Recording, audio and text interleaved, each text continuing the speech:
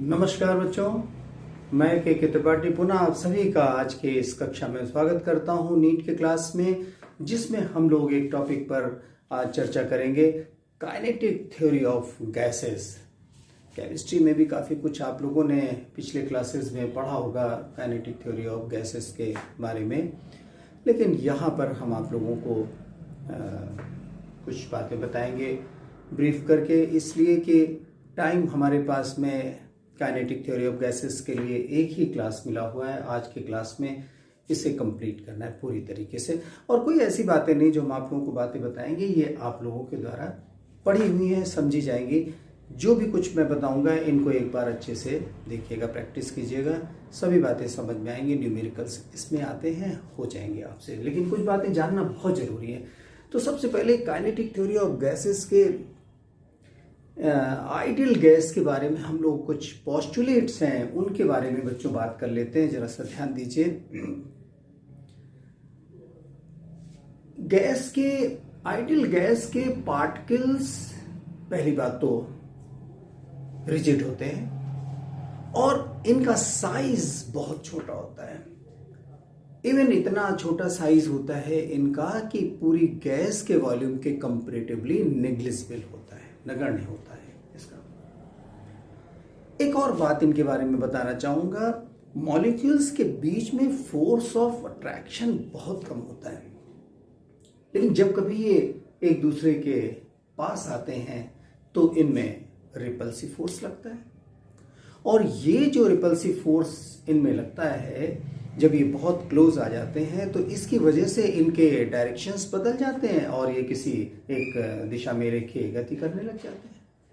लेकिन बच्चों ध्यान रखें, ये जो क्रिया हुई, पास आना इनका हुआ और किसी डायरेक्शन में चले गए, फिर जाकर के फिर टकराएंगे, तो एक्चुअली ये जो कोलिजन शब्द है, ये कोलिजन होता नहीं है, बहुत पास आ जाते हैं और पास आकर के रिपल कर जाते हैं। इसी के बारे में हम आपको बता रहे हैं। तो ये जो इसको कोलिजन नाम दिया गया है इस घटना को, और आपको बताएं दो लगातार टक्करों के या दो टक्करों के बीच में जो दूरी चली गई, इसको हम लोग क्या कहते हैं, मीन फ्री पाथ कहते हैं। मीन फ्री पाथ कहते हैं, ध्यान रखिएगा, है ना। अच्छा, अब आगे चलते हैं। देखिए इसके बारे में और भी बातें कुछ कर ली जाएं। इनका परफेक्टली इलास्टिक होते हैं आइडियल गैस, तो यहां पर क्या होता है कि इनकी काइनेटिक एनर्जी कंजर्व रहती है, काइनेटिक एनर्जी इनकी कंजर्व रहती है। और बच्चों एक बात आप लोगों को और बताना चाहूंगा कि इनका साइज छोटा होता है और ये बहुत स्पीड से वेलोसिटी इनकी बहुत होती है, मोशन करते रहते हैं सभी दिशाओं में, सो दैट इनमें ग्रेविटेशन का इफेक्ट नहीं होता। अगर ग्रेविटेशन का इफेक्ट होता तब तो फिर वो नीचे डेंसिटी उसकी ज़्यादा हो जाती है कंटेनर में, है ना। तो ऐसा नहीं होता है। ये कुछ पोस्टुलेट्स हैं, थोड़ा सा और इनको डिटेल में आप लोग पढ़िएगा। अभी आइडियल गैस के ही बारे में हम आप लोगों को कुछ बातें और बताएं।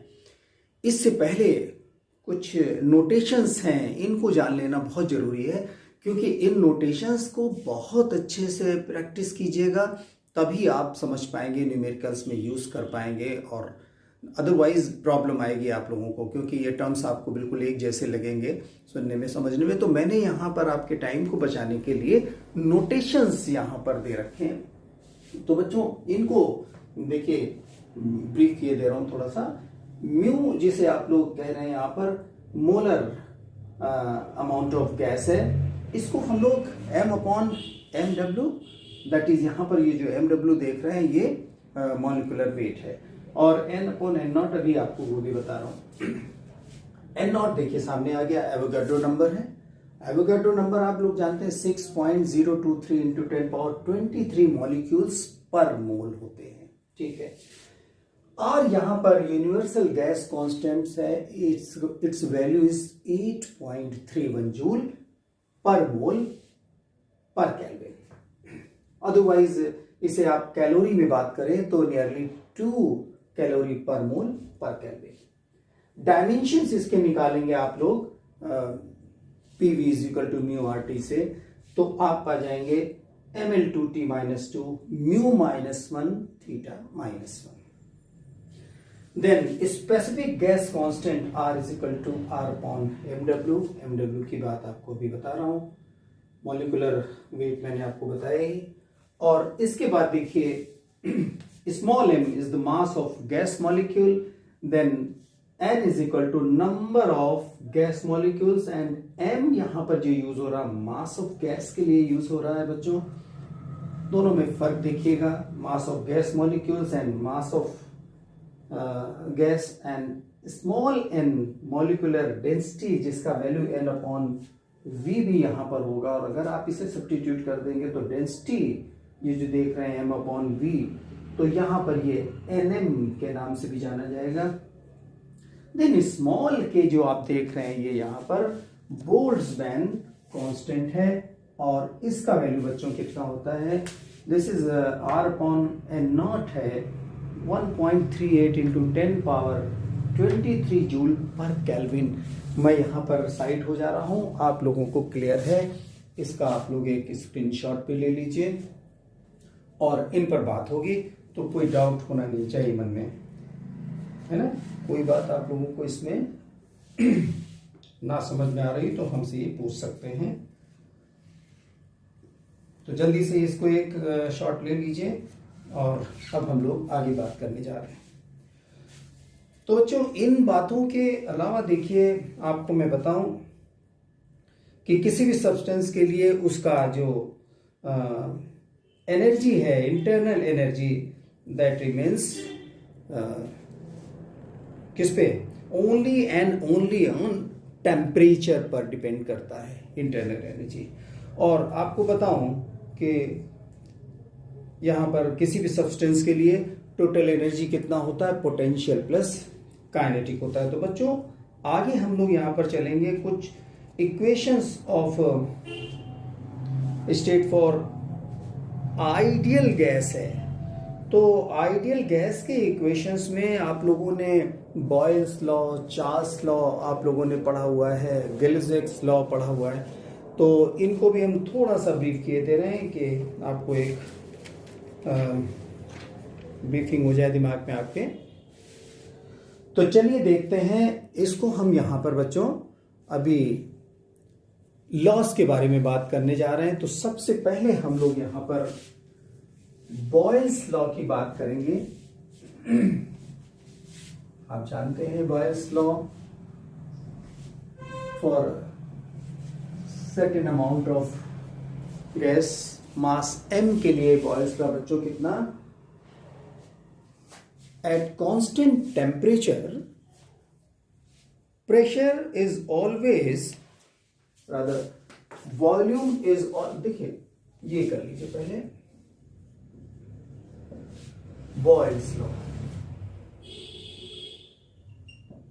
Boyle's law.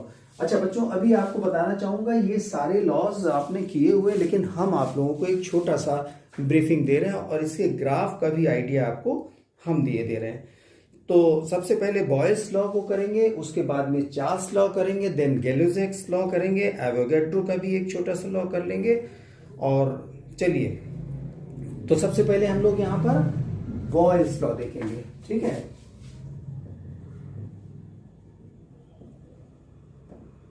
तो एट कांस्टेंट टेम्परेचर, और किसके लिए, m मास के लिए, है ना। तो P is inversely proportional to V करेंगे, है ना। ये यहां पर आप लोगों को pressure inversely proportional to V, या फिर ये कह सकते हैं कि V is inversely proportional to P। और अगर इसे आप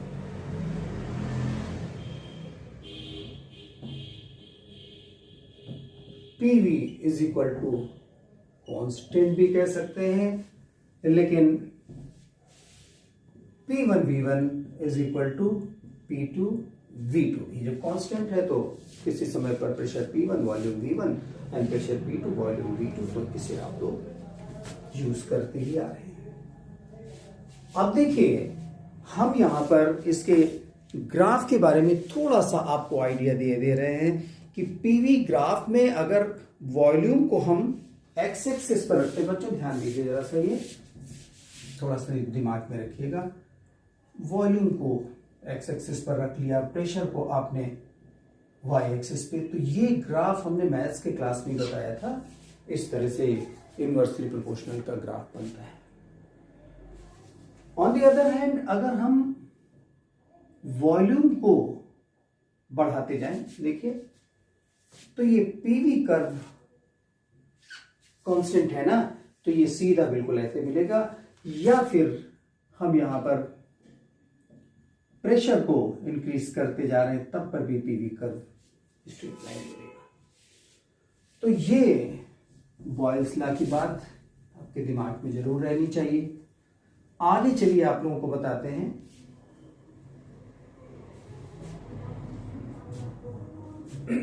देखिए चार्ल्स लॉ। चार्ल्स लॉ के केस में याद कीजिए सर्टेन अमाउंट ऑफ गैस, वो तो मैंने एम तो लिया ही हुआ है कांस्टेंट, लेकिन आप लोग ये अच्छी तरीके से जानते हैं at constant pressure volume is directly proportional to, ये यहां पर at constant P volume is directly proportional to absolute temperature. तो इसका मतलब ये हो गया कि अगर V upon T is constant, अभी V अपॉन टी कर्व को दिखाएंगे तो वो कांस्टेंट मिलेगा ही मिलेगा, या फिर हम यूं कहें कि V1 upon V2 is equal to T1 upon T2, ठीक है, V1 upon V2 is equal to T1 upon T2। तो अब आगे चलिए इसमें हम आप लोगों को बताएं कर्व के बारे में। तो एक बार हम इसको देखिए, यहां पर ये कर्व को थोड़ा सा ध्यान रखेंगे तो सबसे पहले बच्चों आप लोगों को बताऊंगा कि यहां पर टेम्परेचर को आप किस पे रखिए, एक्स एक्सिस पे रखिए, टेम्परेचर को एक्स एक्सिस पर रख लीजिए और वॉल्यूम को वाई एक्सिस पर रख लीजिए, ठीक है। तो ये आपको क्या मिलेगा, जैसे जैसे टेम्परेचर बढ़ाएंगे उसके साथ साथ में डायरेक्टली प्रोपोर्शनल होने से वॉल्यूम भी बढ़ेगा, तो कर्व कैसा होगा, इस तरह से जाएगा इसका, ठीक है। लेकिन अगर यहां पर V अपॉन टी को वाई एक्सिस पे रख लें और इस एक्सिस पे आप किसको, टेम्परेचर को रख लें, ठीक है, टेम्परेचर को हम बढ़ाते जा रहे हैं, तो V अपॉन टी तो कांस्टेंट आएगा ना, V अपॉन टी कांस्टेंट, तो ये स्ट्रेट लाइन फिर मिल जाएगा। या फिर हम यहां पर V को वेरी करा रहे होते तो देखिए उसके लिए यहां पर ये V upon T will be a constant, ध्यान में रखिए। ठीक इसी तरह से गैलियोस लॉ को हम बताएंगे, तो उसमें भी आप जान रहे हैं, देखिए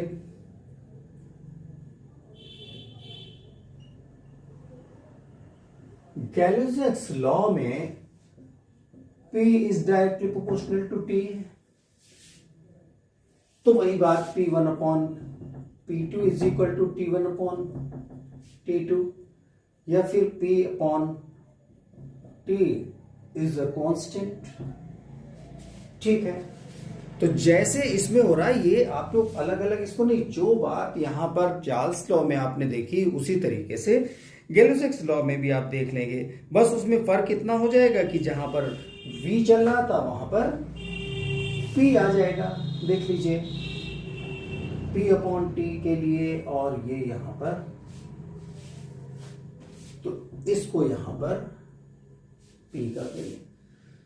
तो ये अपने दिमाग में जरूर रखेंगे बच्चों। और इसके बाद आप लोगों को मैं एक दो और लॉ बताना चाह रहा हूं, जिसे हम लोग यहां पर एवोगाड्रोस लॉ कहेंगे। एवोगाड्रो लॉ में देखिए क्या होता है कि अगर pressure, volume, temperature remains same, अगर वो वेरी नहीं कर रहे हैं, तो ये सभी गैसेस के लिए यहां पर इक्वल नंबर ऑफ मॉलिक्यूल्स क्या होगा, गैस के मॉलिक्यूल्स क्या होंगे, इक्वल ही होंगे। तो देखिए इसको आप लोग बस इतना जानिए दैट एट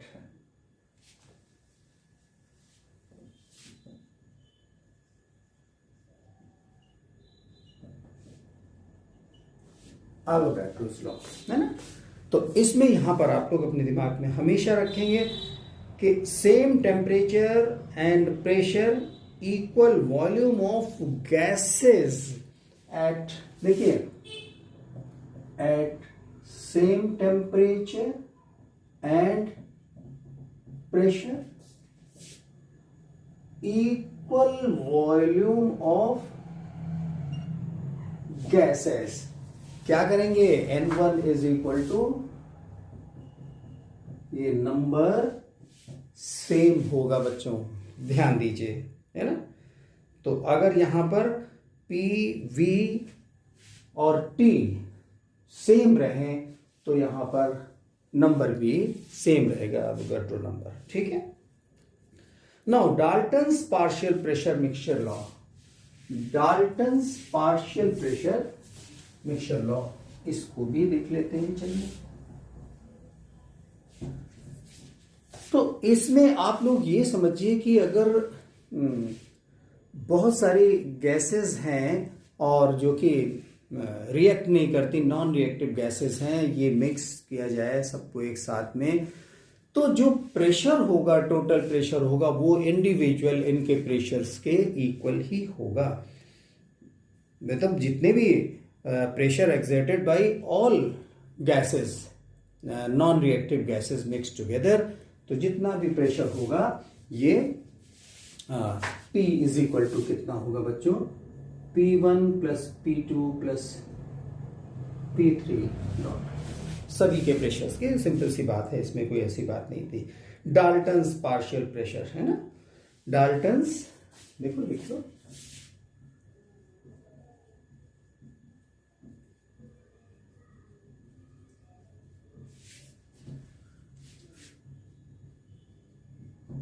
मिक्सचर लॉ। तो अब हम लोग थोड़ा सा आगे की बात कर सकते हैं इन बातों के साथ में, ठीक है। तो चलिए बच्चों, इसके बाद में अगर आप चाहें तो छोटे छोटे क्वेश्चंस हैं कुछ, एक वो आप लोगों को लगाने ही चाहिए, कोई इसमें ऐसी बात नहीं है कि इससे रिलेटेड जो मैंने अभी अभी बातें की हैं इनसे रिलेटेड क्वेश्चंस आप लोगों से लग जाएंगे, मैं ये कहना चाह रहा हूं एक्चुअली। एक और आप लोगों को बात बता दूं, ग्राहम्स का एक लॉ ऑफ डिफ्यूजन है, इसको भी देख लेते हैं। देखिए ग्राहम्स लॉ ऑफ डिफ्यूजन, इसको भी छोटा सा बता देते हैं। तो ये आप लोगों को थोड़ा सा ध्यान रहे, लॉ ऑफ डिफ्यूजन आप लोग जानते हैं कि डेंसिटीज के यहाँ पर जो गैसेस के डेंसिटीज हैं उनके इनवर्सली प्रोपोर्शनल होता है। तो ग्राहम्स लॉ ऑफ डिफ्यूजन, जो गैसेस एक दूसरे में डिफ्यूज हो रही हैं उसी को हम यहां पर R1 और R2 के नाम से, तो जितना ज्यादा इसके VRMS होते हैं, भी आप लोग पढ़ेंगे, रूट मीन स्क्वायर, है ना, रूट मीन स्क्वायर, इसी के रेशियो में होते हैं। और इसकी वैल्यू को हम आप लोगों को बताएंगे अभी जब आप लोग आगे क्लास कर रहे हैं। तो ये कितना होगा, दैट ये होगा 3p अपॉन ρ1, और दूसरे के भी लिए मान लीजिए किसी, तो उसका भी वैल्यू यहाँ पर कितना हो जाएगा, 3p अपॉन ρ2। तो ये कुल मिलाकर के कितना हो जाएगा बच्चों, R1 upon R2 is under root ρ2 reciprocate हो जाएगा ओवर ρ1। ये ग्राहम्स लॉ ऑफ डिफ्यूजन, विसरण दर कहते हैं हिंदी में, मेरे दिमाग में जो बात आ रही है तो ये आप लोग और नोट कर लीजिए। तो सारे ये आपको लॉज मिल गए। अभी देखिए आगे चलते हैं हम लोग बेटा। यहाँ पर क्वेश्चंस की अगर हम बात करें तो हमारे पास ये सिंपल एक एग्जांपल देने के तौर पे आप लोगों को बताना चाह रहा हूँ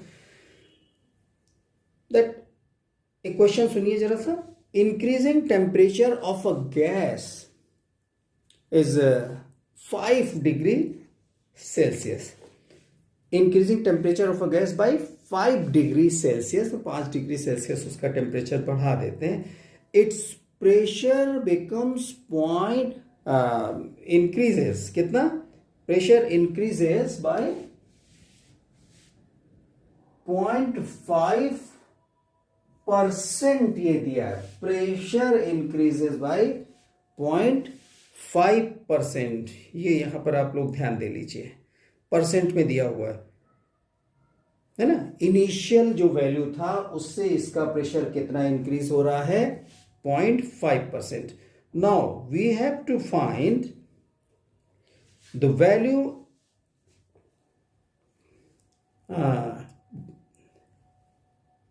what is the initial temperature, है ना। इनिशियल टेम्परेचर इन्होंने पूछ दिया कि टेम्परेचर को 5 डिग्री सेल्सियस टेम्परेचर बढ़ा रहे थे।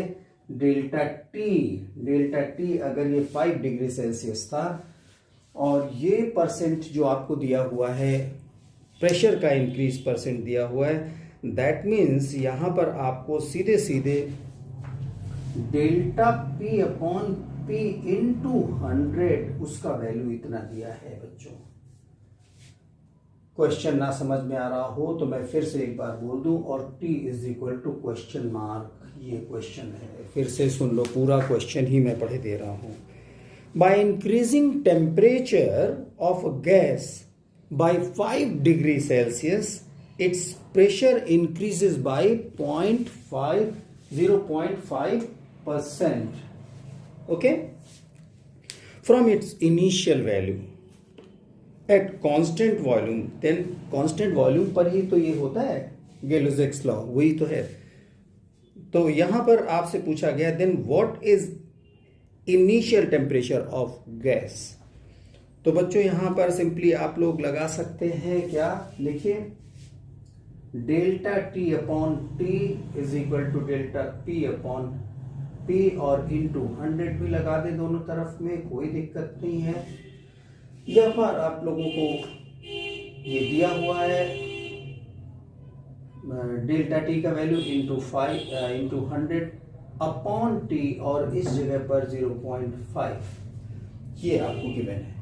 तो T U can find that 5 into 500 upon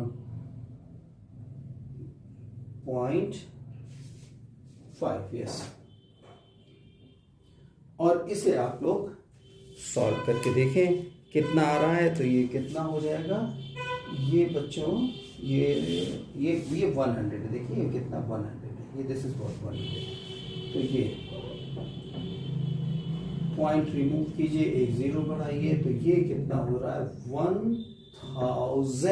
1000 unit भी जान लीजिए, केल्विन ही होगा हमेशा, एब्सोल्यूट, है ना। तो ये यहाँ पर छोटा सा क्वेश्चन जो गैलोज़ेक्स लॉ पर था, लॉ ऑफ प्रेशर जिसको आप लोग जानते थे। तो इस तरह से इसके क्वेश्चंस आप लोग लगाएंगे बच्चों। आगे चलिए अभी लास्ट में देखेंगे, कुछ क्वेश्चंस भी हम आप लोगों को बताएंगे। तो यहाँ पर कुछ और बातें भी आप लोगों को बता दें छोटी छोटी, जिनकी ज़रूरत पड़ेगी। देखिए, root mean speed of molecules, ये हम आप लोगों को बताएंगे भी आगे। और वैसे आप लोगों को मैंने अभी संभवतः बताया भी था कि VRMS सारी स्पीड्स के बारे में डिस्कशन यहाँ करना चाह रहे हैं एक्चुअली, इसलिए इसको बताते रहे, वरना अभी इसके बारे में आगे बताना था, प्रूविंग करना था एक। तो VRMS कितना होगा, रूट मीन स्क्वायर कितना होगा, इसको आप लोग जान सकते हैं 3p अपॉन रो। देखिए यहाँ पर हम आप लोगों को ये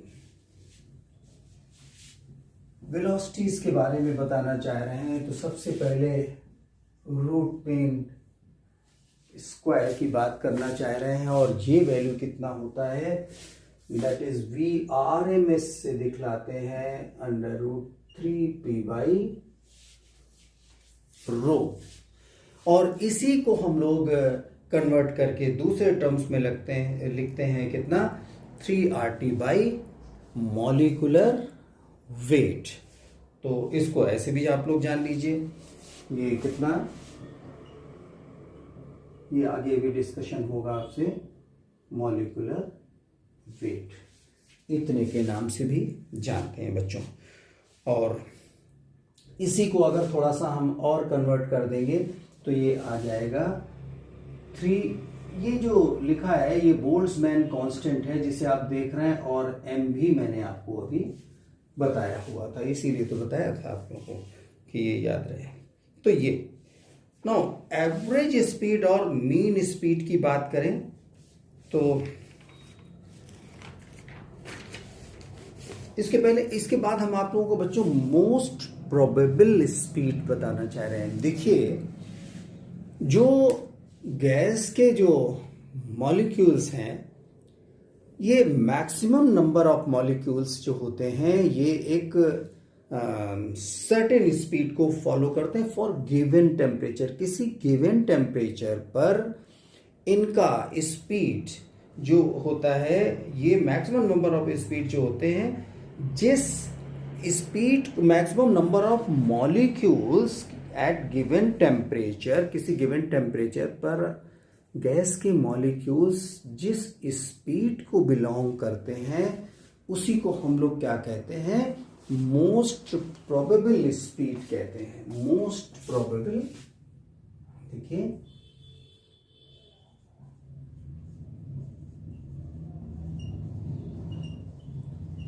मोस्ट प्रोबेबल स्पीड इसको कह देते हैं कितना, VMP शॉर्ट में लिख रहा हूं, ये देख लीजिए, VMP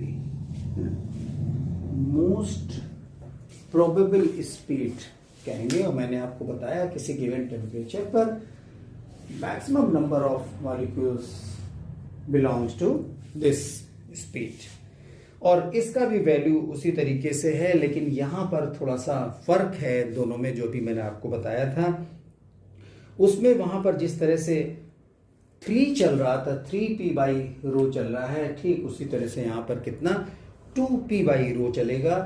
तो इसको आप लोग बस लिख लीजिए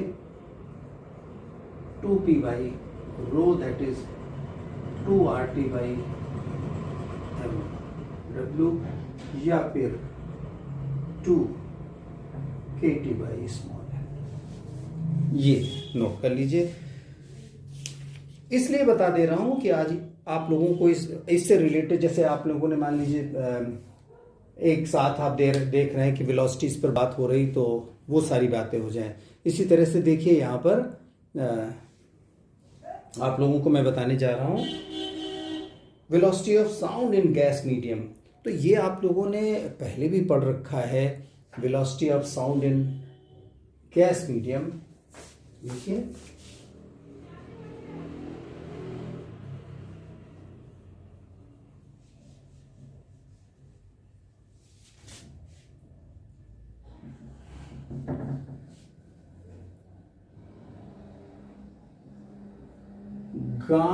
P/ρ, बाकी चीजें तो वही हैं, बस एक इसमें जैसे 3 चल रहा था, इसकी जगह पर क्या चल रहा है, गामा।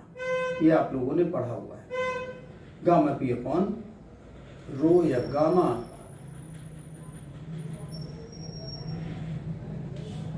देख रहे हैं, तो इसको आप लोग क्या कह देंगे, RT/mW कह देंगे, अदरवाइज इसको क्या कह देंगे, गामा kT/स्मॉल।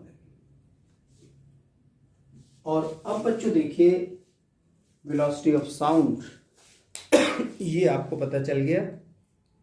तो यहां पर आपको एक चीज हम बताना चाहेंगे कि अगर हम VRMS और इसका रेशियो लेके देखें तो कितना आ रहा है, ये थोड़ा सा याद रखिएगा।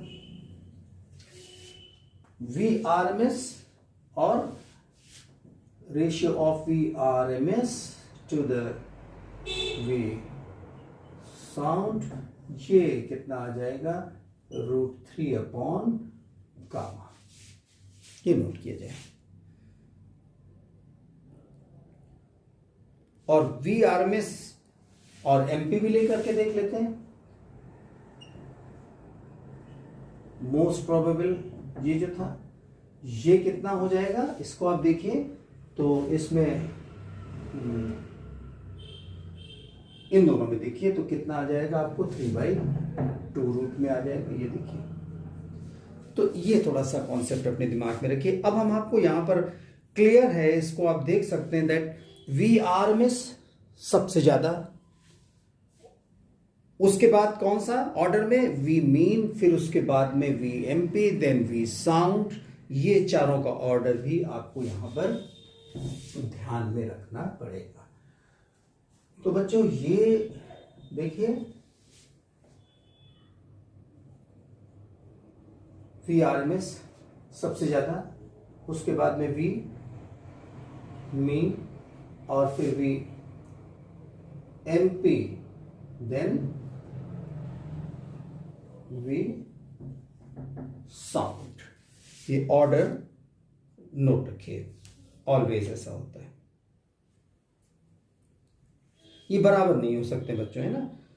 Temperature is not possible at which above order can be change. तो ये जो है आप लोग बस ये ऑलवेज याद रखिए इस बात। अब आप लोगों को यहां पर एक एक्सप्रेशन के बारे में बात कर रहा हूं, expression for pressure of an ideal gas. इसको आप लोगों ने डायरेक्ट भी देख सकते हैं, लेकिन मैं सोच रहा हूं कि यहां पर इसकी मैं आप लोगों को प्रूविंग दे दूं बच्चों, उससे आप लोगों का काम आसान होगा।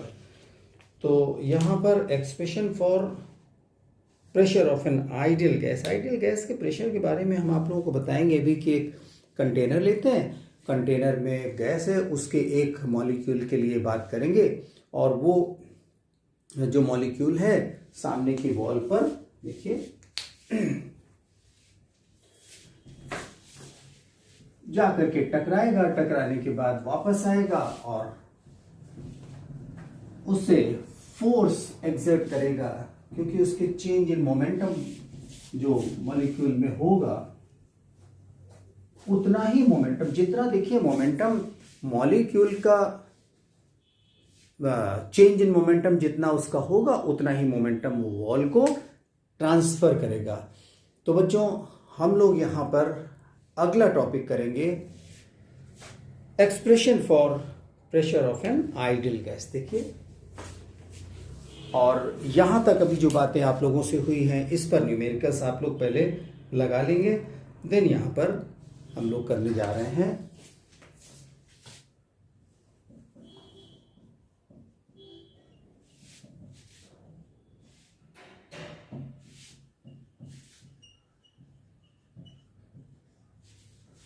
of an ideal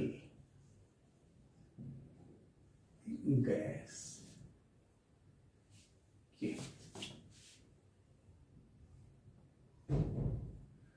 ये एक कंटेनर है बच्चों, और इसमें यहां पर ये कोई पार्टिकल है, ये ABCD सामने का वॉल है, और इसी वॉल पर ये पार्टिकल टकराएगा। आपको बताऊं, गैस का रैंडम मोशन होता है बच्चों, और रैंडम मोशन होने की वजह से वो सभी डायरेक्शंस में VY और VZ तीनों ही डायरेक्शंस में ये इक्वल वेलोसिटी से मूव करते हैं। तो किसी पार्टिकल, किसी मॉलिक्यूल के लिए अगर हम इंस्टेंटेनियस, यहाँ पर देखिए वेलोसिटी की बात करें तो बच्चों कितना होगा, Vxi cap, Vy j cap, Vz, ठीक है।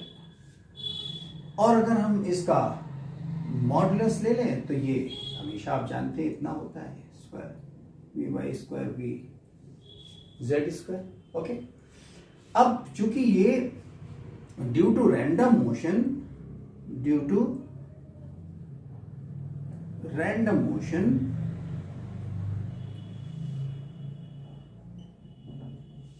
We X is equal to V Y, और ये तीनों ही डायरेक्शन में सेम होता है। ठीक है, तो हम इसे यहां पर क्या लिख सकते हैं, that 3 times V X square कर सकते हैं इसे, और वी एक्स स्क्वायर को लिख सकते हैं 1 ये स्क्वायरिंग बोथ साइड 1/3 स्क्वायर। याद रखिएगा, इसका हमारा अभी यूज होने वाला है। ठीक है, तो आइए चलिए देखते हैं कि अब यहां पर m मास का एक पार्टिकल है, मॉलिक्यूल है, जो यहां पर से सामने की वॉल जिसका लेंथ यहां पर l है, l डिस्टेंस जाएगा, टकराने के बाद वापस आएगा, तो एक कोलिजन में चेंज इन, देखिए change in momentum of mass m particle जो है, मॉलिक्यूल है,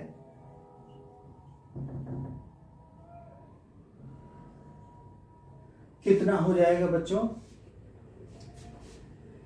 डेल्टा पी कितना हो जाएगा, माइनस एम वी, माइनस जा रहा था उस समय पर, वी वेलोसिटी से जा रहा था, और वी एक्स कर लो, यहां पर एक्स डायरेक्शन में जा रहा था, तो लौट करके जब इधर गया तो यहां पर वी एक्स था, और लौटा तो कितना हो गया, माइनस पी एक्स हो गया, तो चेंज हो गया -2m वी एक्स। इतना ये जो चेंज इन मोमेंटम हुआ पार्टिकल का, इतना ही मोमेंटम वो क्या करेगा, वॉल को ट्रांसफर कर देगा। तो momentum transfer to the wall is +2m vx। इतना मोमेंटम वॉल को ट्रांसफर कर दिया। अब बच्चों हम देखें कि टोटल फोर्स कितना उस पर लगा। तो फोर्स तो ये तो एक मॉलिक्यूल के लिए था, लेकिन यहां पर गैस के जितने भी मॉलिक्यूल्स हैं उनके लिए हम लोग बात देखें तो पहले हम फोर्स निकालें कि, और बाद में देखेंगे पर सेकंड कितने मॉलिक्यूल्स इससे टकरा रहे और कितना मोमेंटम टोटल ट्रांसफर हुआ। तो देखिए जरा सा, अगर हम बात करें कि टोटल टाइम कितना लगा इन वन कोलिजन, है ना, time taken in one collision. भाई देखो, L गया वापस आ गया, जहां से गया था वापस आ गया, तो 2L चला और विद स्पीड Vx। तो नंबर ऑफ यहां पर कोलिजन कितना हो जाएगा, number of collisions in 1 second कितना रेसिप्रोकेट हो जाएगा, that is Vx upon 2L। इतने टाइम में एक कोलिजन या एक कोलिजन इतने टाइम में एक कोलिजन, तो 1 सेकेंड में ये फ्रीक्वेंसी हो जाएगी, इतने कोलिजन्स उसको। तो यहां पर 1 सेकेंड में इतने कोलिजन्स हो रहे हैं वॉल को, तो टोटल यहां पर फोर्स एक्सर्टेड, देखो force exerted on the wall कितना, एक यहां पर जो मॉलिक्यूल था वो कितना ट्रांसफर कर रहा था मोमेंटम, अच्छा पर सेकेंड की जब बात हो रही तो मोमेंटम यहां पर जो होगा वही फोर्स हो जाएगा, तो 2mvx और इनटू टोटल यहां पर नंबर ऑफ कोलिजन्स कितना, Vx अपॉन 2L। तो अभी आप देख सकते हैं ये 2 कैंसिल होने के बाद कितना मिल रहा है, mvx स्क्वायर अपॉन L। ये इतना तो फोर्स मिल रहा है किसको, सामने की वॉल को मिल रहा है। तो बच्चों यहां पर हम Vx स्क्वायर की जगह पर देख रहे हैं, हमने ये पहले इसके प्रूव किया था, और इसी को यहां पर हम सब्स्टिट्यूट करने जा रहे हैं। तो देखिए क्या मिलता है हमें। So force again is equal to F is equal to, ये जो हम लोग निकाल रहे थे बच्चों, ये कितना था F is equal to M V X square upon L, ये मैंने अभी वहां पर लिखा था, और ये जो वैल्यू वी एक्स स्क्वायर की हम लोग रख रहे हैं, सो 1/3 एम अपॉन एल, और ये जो देख रहे हैं कितना, वी स्क्वायर, ये वी स्क्वायर। तो इतना ये फोर्स एग्जर्ट हो रहा था सामने की वॉल पर। अब चलिए देखते हैं कि फोर्स मिल गया तो प्रेशर, क्योंकि हमारा एक्सप्रेशन फॉर प्रेशर ही था जो काम करना है, तो total pressure is equal to F upon A, otherwise 1/3 A into L upon में, और ये एम वी स्क्वायर। बच्चों अगर हम यहां पर पूरी गैस से देखें कि गैस कितना प्रेशर क्रिएट कर रहा है, तो pressure exerted due to gas, तो कितना हो जाएगा, सिग्मा लगा देते हैं। सिग्मा लगाने से क्या होगा, ये आप लोगों को इसलिए बता रहा हूं कि थोड़ा सा कॉन्सेप्ट आपका क्लियर रहे बच्चों।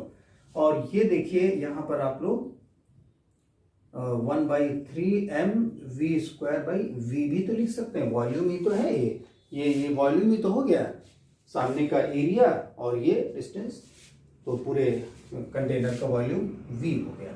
तो ये यहां पर आपको इस तरह से मिल गया। अभी देखिए क्या करते हैं, इसे हम 1/3 एम वी स्क्वायर, देखिए यहां पर n से मल्टीप्लाई कर देते हैं और n से डिवाइड कर देते हैं। कारण अभी बताने जा रहा हूं आपको, क्योंकि ये देखिए 1/3 mn, देख रहे हैं आप, upon V sigma V square upon n। बच्चों ये जो आप देख रहे हैं, ये यहां पर क्या हो गया, मीन हो गया, मीन ऑफ स्क्वायर्स हो गया। ये जो वी स्क्वायर बाई एन है, that is v1 square plus v2 square plus v3 square dot dot vn square, तो अपॉन n कर दिया, तो उसका क्या हो गया, मीन हो गया। इसीलिए मैंने n यहां पर लगाया था। तो अब देखिए कुल मिलाकर के आप लोगों को ध्यान दीजिए,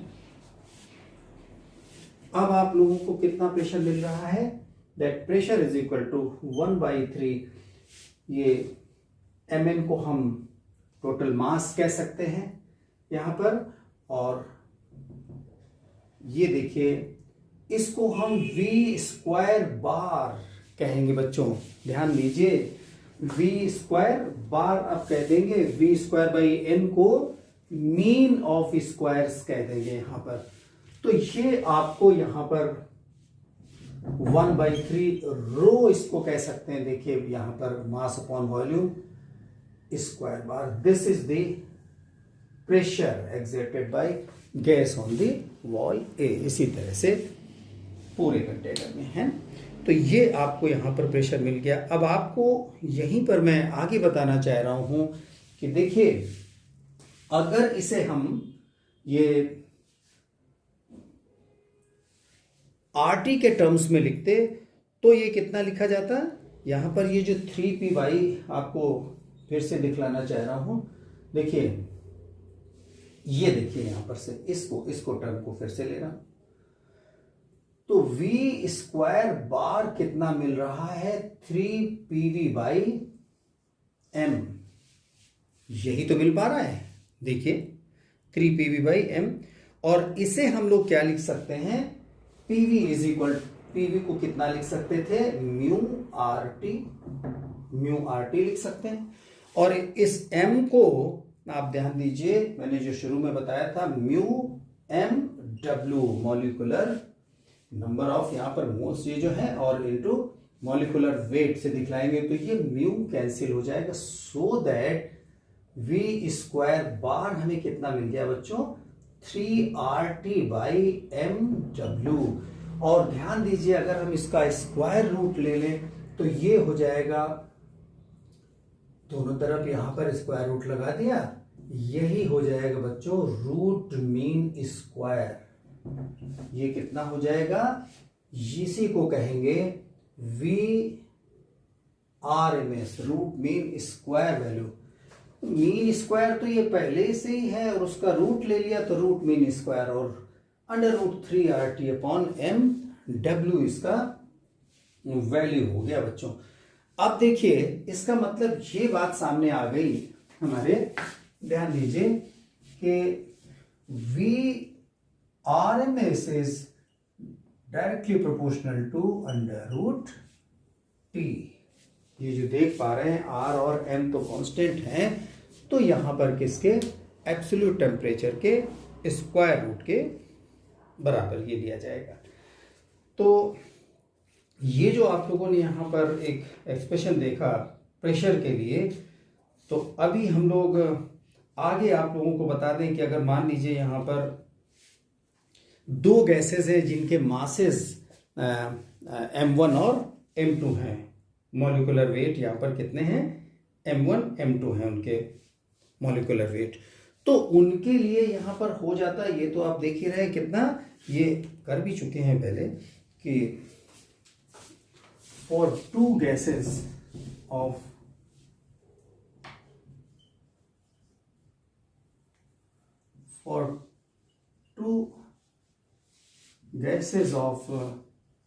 molecular weight M1 and M2, तो यहां पर क्या हो जाता, V1 RMS upon V2 RMS कितना हो जाता, देख सकते हैं रेसिप्रोकेट हो जाएगा। तो यहां पर इनवर्सली होता है मास के लिए, तो क्या हो जाता, M2/M1 ये हो जाता। नोट कर लीजिए, सवालों में काम आएगा, इसीलिए आपको बता रहा हूं।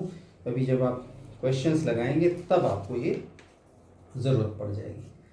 तो बच्चों एक यहां पर बात हम और आप लोगों को बताना चाह रहे हैं, relation between temperature and molecular kinetic energy. Relation between temperature and molecular kinetic energy, इस पर भी आप लोगों से हम चर्चा कर लें।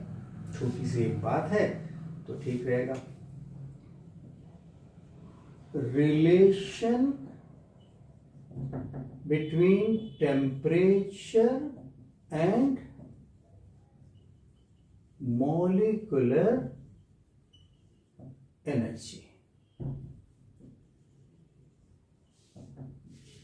इस पर चर्चा करने जा रहा हूं।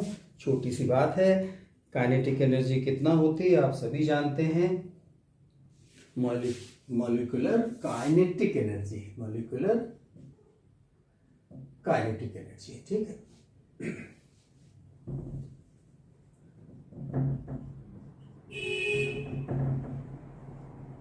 ये तो बच्चों आप जानते हैं सभी कितना होता है, 12mv²। काइनेटिक एनर्जी इतना ही तो हुआ है ना, और यहां पर मीन लिया गया है क्योंकि जो तमाम से उसमें जितने भी पार्टिकल्स थे, मॉलिक्यूल्स थे, उनके लिए लिया गया था। ये यहां पर फॉर 1 ग्राम मॉलिक्यूल के लिए लिया गया है। किसके लिए, फॉर, देखिए, फॉर 1 ग्राम मॉलिक्यूल, या फिर 1 मोल भी तो इसे कहेंगे, फॉर 1 ग्राम मॉलिक्यूल, या फिर इसे 1 मोल कह सकते हैं। तो उसके लिए कितना होगा बच्चों, 12mv², ठीक है। अब देखिए इसको हमें कन्वर्ट कर देना है, v² बार की जगह पर हम लोग क्या अभी तो कर ही चुके हैं, कितना,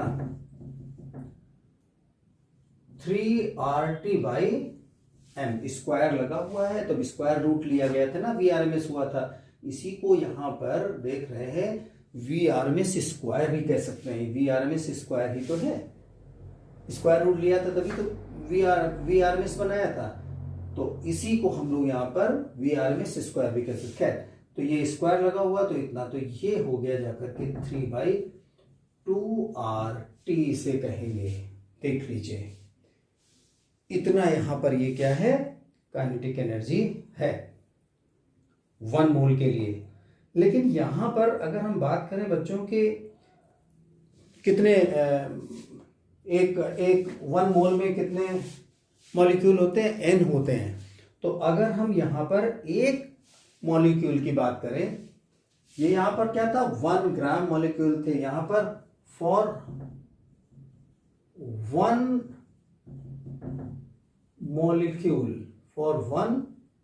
मॉलिक्यूल देखिए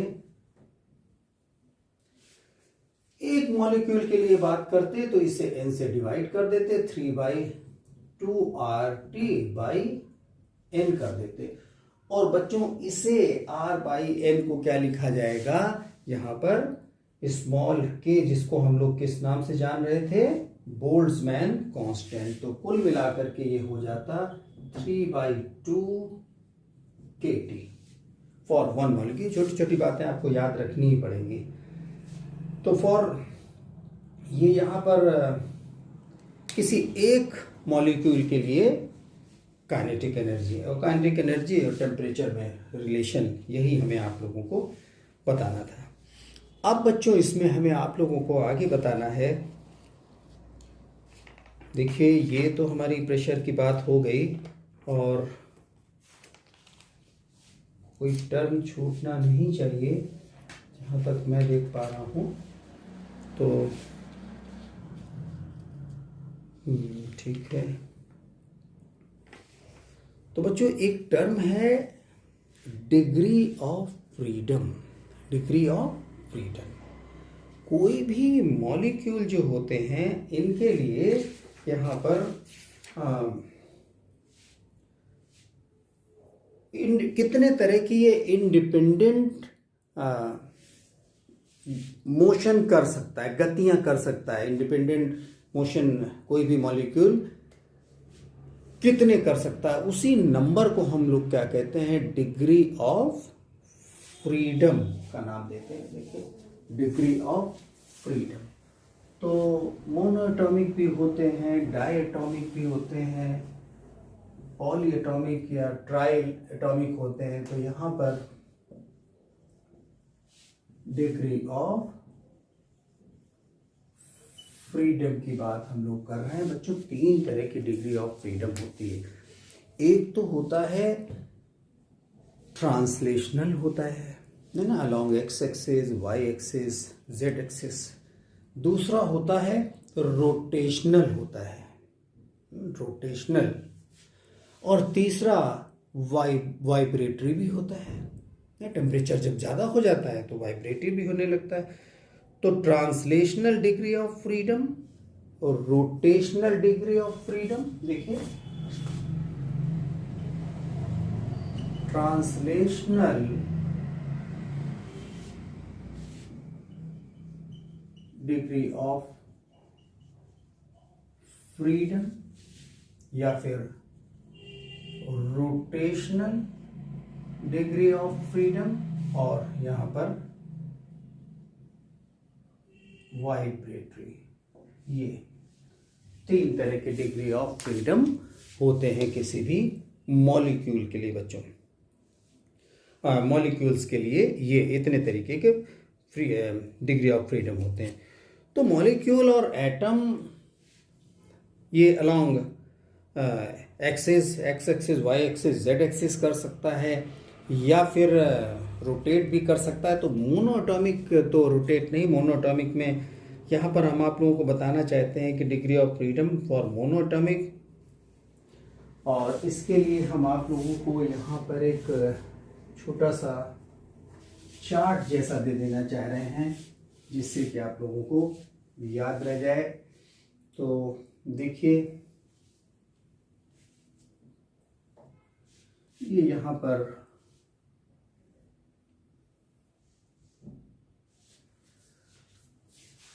सबसे पहले हम लोग ले लेते हैं एटॉमिसिटी ऑफ गैस के लिए। देखिए यहां पर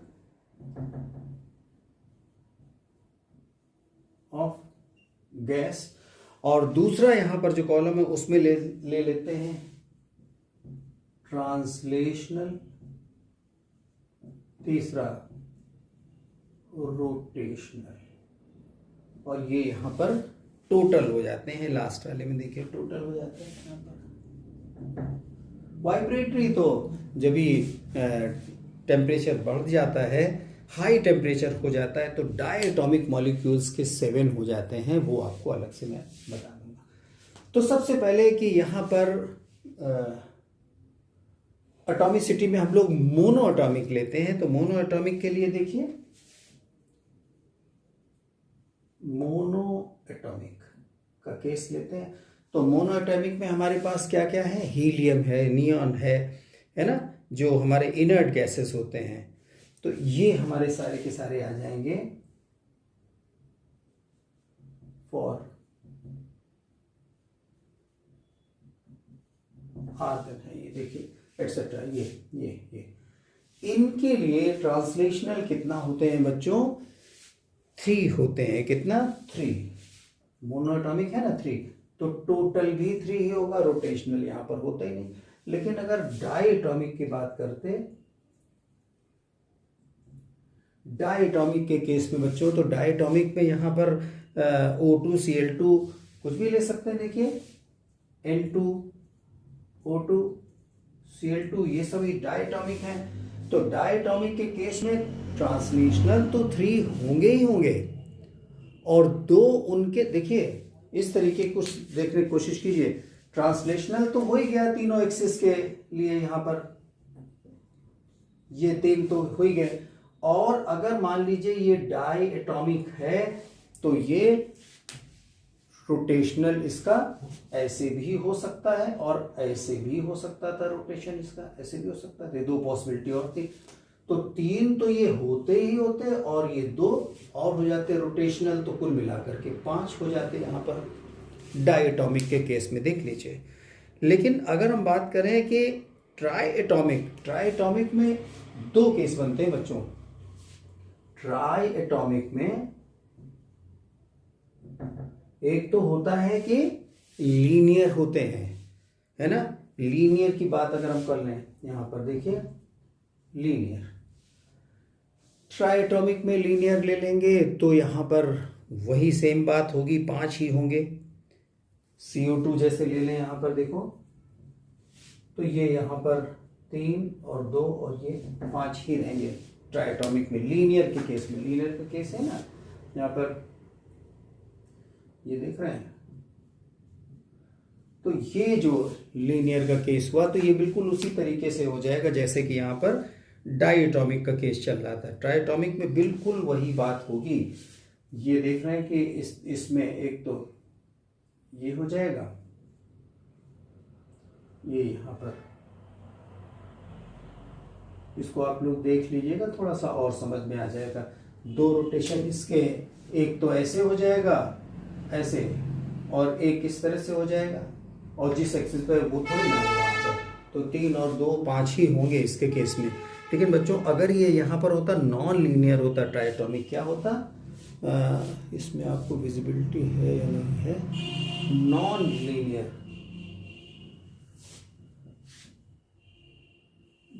नॉन लीनियर का केस होता, यहां भी नहीं दिख रहा है आपको, चलिए ये दिखा देते हैं।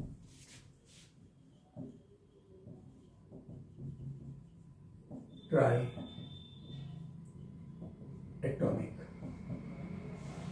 तो इसमें आप लोगों को देखिए यहां पर बस थोड़ा सा बदलाव है। नॉन लीनियर में जैसे हो जाते हैं हमारे H2 हो जाता, अब ये लीनियर थोड़ी ना होता है। तो ये, और इसी को हम लोग पॉलीएटॉमिक भी कह देते हैं ना, और क्या कह देते हैं, पॉलीएटॉमिक कह देते हैं। तो इनके केस में देखिए क्या हो जाते हैं कि 3 तो ये हो जाते हैं हमारे ट्रांसलेशनल, 3 हो जाते रोटेशनल, कुल मिला के टोटल हो जाते 6। और अगर हाई टेम्परेचर है तो उसमें यहाँ पर हमने आप लोगों को पहले ही थोड़ा सा हिंट दिया था कि डायटोमिक के लिए क्या हो जाता है, पॉसिबिलिटी एक होती है कि वो स्टेबल हो जाते हैं, है ना, at very high temperature, degree of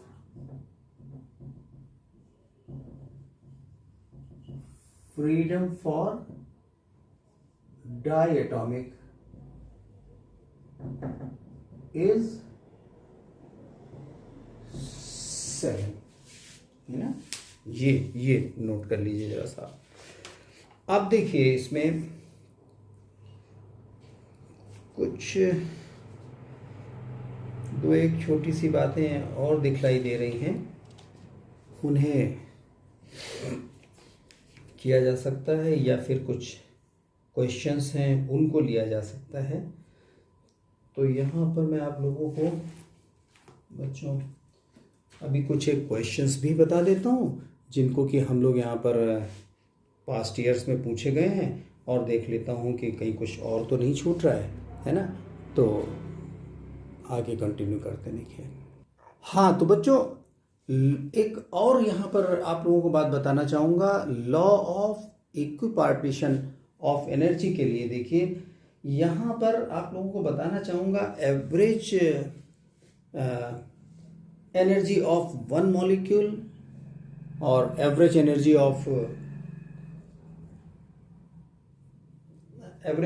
and यहाँ पर average energy one molecule and average energy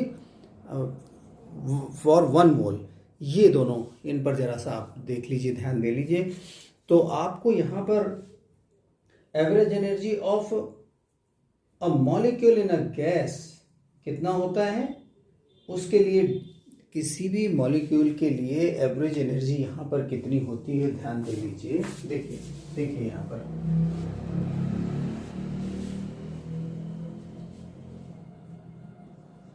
average energy of a molecule in gas half kT होता है बच्चों, कितना होता है, हाफ kT। अब देखिए जरा सा,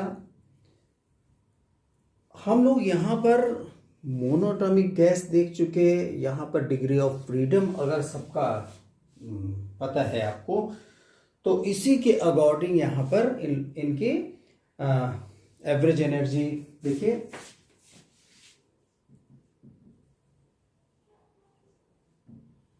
ऑफ वन मॉलिक्यूल, और यहां पर ले लेते हैं average energy of one mole of one mole, ये बच्चों ले लेते हैं, जरा सा देखिए। तो इसको अभी लिखा रहने दे रहा हूं, वहीं से लेता हूं यहां पर। तो यहां पर देखिए मोनो एटॉमिक के लिए, डाई एटॉमिक में आपको मैंने यहां पर दो केस बताए हैं, जबकि वाइब्रेटरी लग रहा है हाई टेम्परेचर पर, तब यहां पर, या फिर यहां पर तीसरा देखिए पॉलीएटॉमिक, ठीक है, ठीक। तो यहां पर देखिए इस केस में डिग्री ऑफ फ्रीडम को अगर ध्यान में रखें तो इनको आप यहां पर बना सकते हैं। डिग्री ऑफ फ्रीडम यहां से देखते जाइए, इनटू हाफ kT करते चले जाइए। तो देखिए यहां पर डिग्री ऑफ फ्रीडम इसका कितना होता था, 3 होता था, तो एवरेज एनर्जी कितना हो जाएगा, 3/2। यहां पर देखिए दोनों में फर्क देखिए, जरा सा ही फर्क है, इसमें लग जाएगा वन मॉलिक्यूल में लग जाएगा कितना, kT, और यहां पर लग जाएगा 3/2 RT बस। अब डायटोमिक के केस में यहां पर डिग्री ऑफ फ्रीडम 5 था, तो 5/2 kT, 5/2 RT, ये देखिए लग जाएगा पर मोल के लिए। और अगर पॉली के केस में कितना था, उसमें भी 5 था, तो यहां पर भी उसमें 5 लग जाएगा, पॉली के केस में कितना था, पॉलीएटॉमिक में 6 था, देखिए पॉलीएटॉमिक में। अच्छा, इसमें 5 दूसरे में था, लीनियर में, डायटॉमिक में देखिए यहाँ पर 2 केस थे आपके सामने। तो डायटॉमिक के केसेस में दोनों को आप जरा सा ध्यान दे लीजिए। पहले इसमें क्या था, लीनियर था, और डायटॉमिक में हमारे पास एक तो ट्राइटॉमिक में था। ये देखिए डायटॉमिक में था, ये डायटॉमिक में था, ये छिप गया है ट्राइटॉमिक। तो दोनों में ही 5-5 थे यहाँ पर, तो दोनों के ही लिए यहाँ पर वही बात हो जाएगी। बस फर्क पड़ेगा तो कितना पड़ेगा कि यहाँ पर वाइब्रेशन अगर लग जाएगा डायटॉमिक के केस में, अगर यहाँ पर डायटॉमिक में एक तो था ये लीनियर, नहीं, वाइब्रेशन के केस में यहां पर 7 हो जाता है, तो 7/2 kT हो जाएगा, और यहां पर भी 7/2 RT। कहने का मतलब है डिग्री ऑफ फ्रीडम आप याद रखिए, तो आप यहां पर लिख सकेंगे, है ना, 5/2 kT, 5/RT। ये किसका था, पॉली का केस था, तो यहां पर 6 था डिग्री ऑफ फ्रीडम। ये डिग्री ऑफ फ्रीडम 6 था, 6/2, ये 3 भी कहलाता है बच्चों ये। तो इसे आप लोगों ने करेक्ट कर लिया। पॉली के लिए कितना था, 6 था, 6/2 kT, 3 kT हो गया, 6/2 3 kT, और यहाँ पर 6/2 RT दैट इज 3 kT। तो ये आपको एवरेज एनर्जी ऑफ 1 मॉलिक्यूल 1 मोल मिल गया, एवरेज एनर्जी ऑफ 1 मॉलिक्यूल मिल गया। इसी पर बेस बच्चों मुझे अच्छी तरह से याद आ रहा है, एक क्वेश्चन पूछा गया था, देखिए 20 में पूछा गया था, मोनो एटॉमिक के लिए इन्होंने एनर्जी ऑफ 1 मॉलिक्यूल पूछा था। मैं जरा सा आपको ये बता रहा हूँ, देखिए क्वेश्चन यहाँ पर है, average thermal energy for mono atomic gas कितना होगा, ये आपको बताना था। तो यहाँ पर मोनो एटॉमिक के लिए एवरेज काइनेटिक एनर्जी आपसे पूछा गया, 4 ऑप्शन थे, 1/2 kT, 3/2 kT और 5/2 kT एंड 7/2 kT। तो बिल्कुल उसी तरीके से आपको यहाँ पर सामने दिखलाई दे रहा है कि कितना एवरेज काइनेटिक एनर्जी, ये बच्चों के लिखे हुए हैं सारे के सारे, ये तो ये कितना था, 3/2। ये क्वेश्चन मोनो एटॉमिक के लिए पूछा गया था 2020 में, ये नीट 2020 में पूछा गया था क्वेश्चन। इसी तरह से कभी इस पे भी बेस्ड आ सकता है, तो प्लीज इसको आप लोग देखें। चलिए थोड़ा सा और भी आगे चलते हैं, न्यूमेरिकल्स हमारे सामने हैं आपके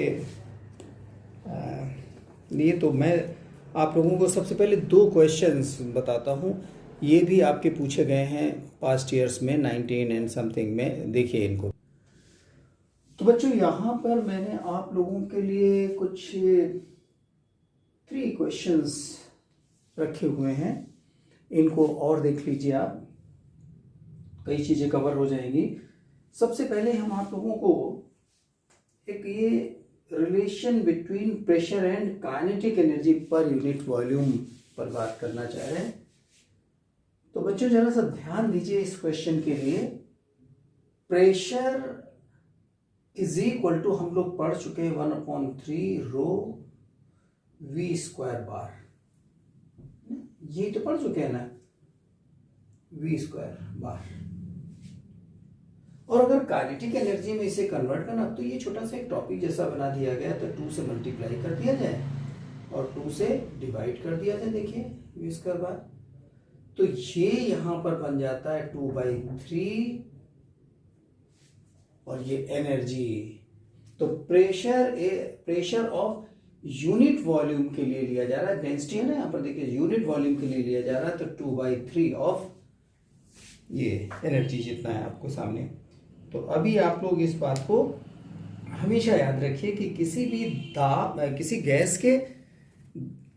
भी गैस के का प्रेशर उसके एकांक वॉल्यूम के जितनी भी गतिज ऊर्जा होती है उसके 2/3 होता है। Pressure of gas for unit volume is 2/3 of kinetic energy. ये बात आप लोग बच्चों ध्यान रखिएगा इस क्वेश्चन के लिए, है ना। ये एक छोटी सी बात मैं वहीं पर टॉपिक में बताता, या फिर मैंने सोचा था इसको आपको सवाल करते समय बता दें। ये भी पूछा गया था, काफी पहले पूछा गया था, लेकिन ये क्वेश्चन था। We have another question here. ये 2020 लेटेस्ट पूछा गया था, इसलिए जरा सा इसको देखते हैं बच्चों।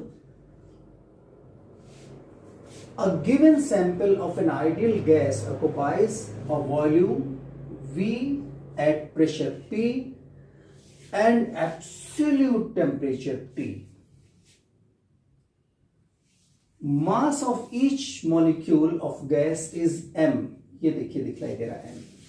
Which of the following gives the density?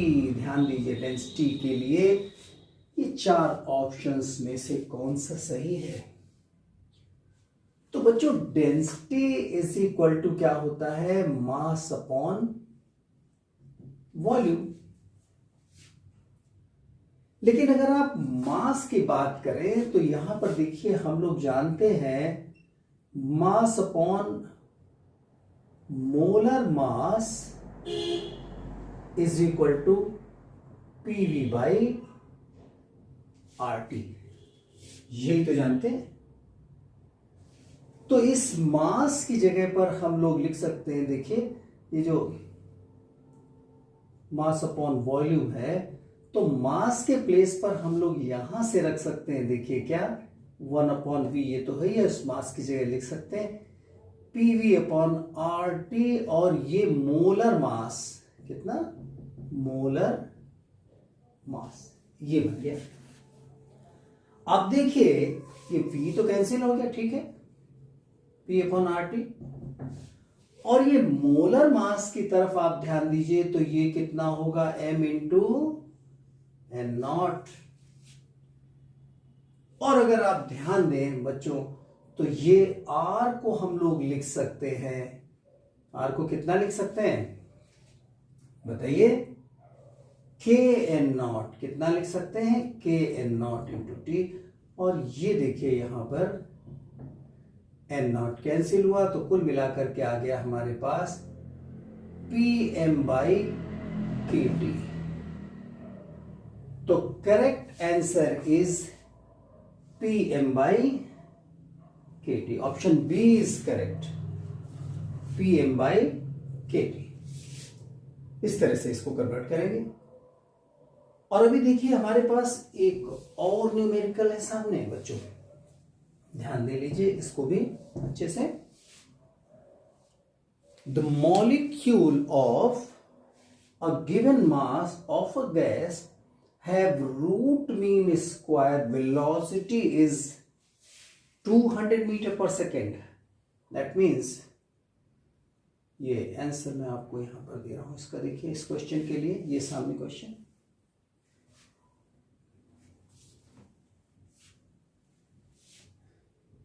ये क्वेश्चन आपके सामने आ रहा है। तो आपको V RMS गिवन है कितना? 200 मीटर पर सेकेंड, यही तो गिवन है। RMS velocity 200 metre per second eight 27 degree Celsius. तो यहां पर T1 भी दिया है 27 डिग्री सेल्सियस में बच्चों है, तो एब्सोल्यूट में हमेशा हम इसको चेंज करते हैं, तो plus 273, that is 300 kelvin approximately, इतना तो ही है। तो अब देखिए, और प्रेशर भी दिया हुआ है, यहां पर प्रेशर भी दिया हुआ है, ठीक है। At pressure 1.0 into 10 power 5 Newton पर मीटर स्क्वायर और पास्कल में भी। When the temperature and pressure of the gas are इतना, देखिए अभी कह रहे हैं कि T2 becomes कितना? T2 कितना हो जा रहा है? 127 डिग्री, और ये 273 ऐड कर देंगे तो 400 डिग्री केल्विन, 400 केल्विन। तो T1 T2 गिवन है और अभी आपसे पूछ रहा है the RMS velocity of its molecules, इनमें से कौन सा ऑप्शन सही है। तो आपसे पूछा गया है RMS वेलोसिटी, V2 RMS लिख दिया उसको। तो बच्चों हम सभी जान रहे हैं यहां पर बहुत सिंपल सा है, यहीं पर इसको कर देते हैं। देखिए तो कितना, या फिर हम यहां पर कर देते हैं। क्वेश्चन आप लोगों ने नोट कर लिया होगा, इसका ये आंसर था इस क्वेश्चन का, और इसके आंसर के लिए सेकंड वाला जो है यहां पर, इसको हम इस जगह पर करने जा रहे हैं। तो देखिए, या फिर इसको हम यहां पर ही कर देते हैं। चलिए, very simple, root mean square velocity is directly proportional to, देखिए वी RMS मैंने आप लोगों को बताया था रूट टी एब्सोल्यूट क्या होता है। तो यहां पर V2 RMS upon V1 RMS is equal to root T2 upon root T1, ये लगा सकते हैं। और देखिए V2 RMS is equal to V1 RMS root T2 by T1, ये आपको 200 मीटर पर सेकेंड गिवन है, और T2 आपने यहां पर फाइंड आउट किया था, दैट इज 400 और ये 300 था केल्विन में दोनों। तो ये कुल मिलाकर के आपके पास हो गया 200 इंटू स्क्वायर रूट 4 के लिए 2 upon root 3, that is 400 upon root 3 metre per second, this much metre per second. देखिए कोई ऑप्शन है, yes, last one, option D is correct, option D is correct. Answer क्या है, option D 400 upon root 3 metre per second. ये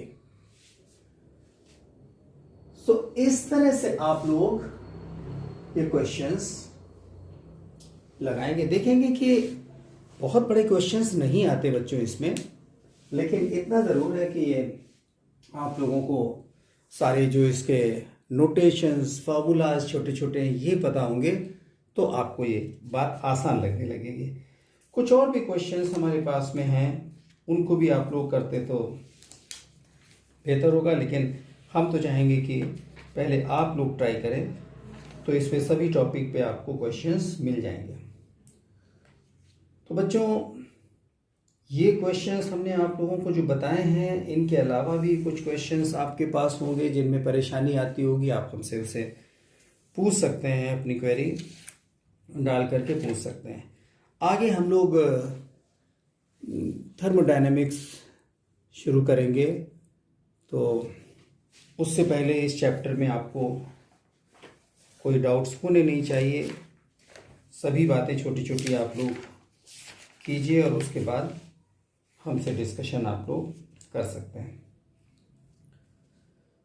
तो इतना रखते हैं। एक छोटी सी बात और देख लीजिएगा, specific heat capacity and mean free path, जिसके बारे में मैंने आपको बताया था शुरू में थोड़ा सा डिस्कशन से, कि दो कलीजन के बीच में जो डिस्टेंस है उसको यहाँ पर कह रहे हैं, और उसका वैल्यू लेमडा एम से दिखलाते हैं 1/√2 पाई डी स्क्वायर एन। तो ये यहाँ पर आप लोग देख लीजिएगा, मॉलिक्यूल्स का डायमीटर है डी, और एन जो आप देख पा रहे हैं number of molecules per unit volume, small N यहाँ पर है। तो चाहे तो हम आपको लिख दें the average distance travelled by a molecule between two successive collision है, average distance travelled by molecule between, छोटी सी बात है,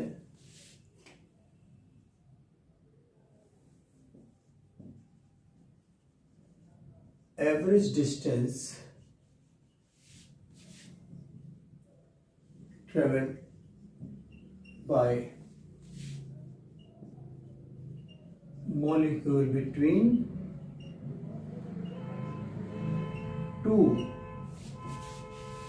successive collisions कितना लेमडा एम से दिखलाते हैं 2 पाई, और यहाँ पर मैंने जो बताया 1/2 पाई √2 पाई डी स्क्वायर एन। देखिए √2 पाई, तो यहाँ पर जो मैंने आप लोगों को बताया कि डी क्या है, डायमीटर है, नोट किया जाए ऑफ मॉलिक्यूल, और एन को जरूर आप अच्छी तरीके से नोट कर लीजिए। एन है यहाँ पर number of molecules per unit volume. Small N को नोट किया जाए number of molecules per unit volume। That means इसको आप क्या कह सकते हैं, small N is equal to N upon V. और डी के बारे में मैंने आप लोगों को बता दिया, डायमीटर, डी क्या है, डायमीटर ऑफ मॉलिक्यूल। तो ये बच्चों एक छोटी सी बात है, ये भी ये इसमें कोई ऐसी बात नहीं है जो समझ में आने वाली ना हो, सीधे सीधे आपको अपने सिलेबस में बस ये याद रखनी बात। और वैसे भी आप लोग देख रहे हैं कि जितना समय है उसमें आप लोगों को मेहनत ज़्यादा करनी है और ये सभी बातें कवर हो जाएंगी, ऐसी कोई बात नहीं। तो बच्चों आगे हम लोग अपने अगले क्लास में मिलते हैं, तब तक के लिए आप लोगों से मैं कहूँगा कि ये सभी टर्म्स को अच्छे से देखें और प्लीज़ इसमें न्यूमेरिकल्स लगाएं, क्वेश्चंस लगाएं पास्ट ईयर्स में जो पूछे गए हैं, उससे आपको एक आइडिया लग जाएगा कि किस तरह के क्वेश्चंस हैं। बस कॉन्सेप्ट जरूर क्लियर होने चाहिए, सारे फॉर्मूलाज नोटेशंस उन पे बहुत अच्छा आप लोग तैयारी कीजिए ताकि कोई दिक्कत ना होने पाए। ओके बच्चों, अगली क्लास में फिर मिलते हैं आप लोगों से, तब तक के लिए नमस्कार।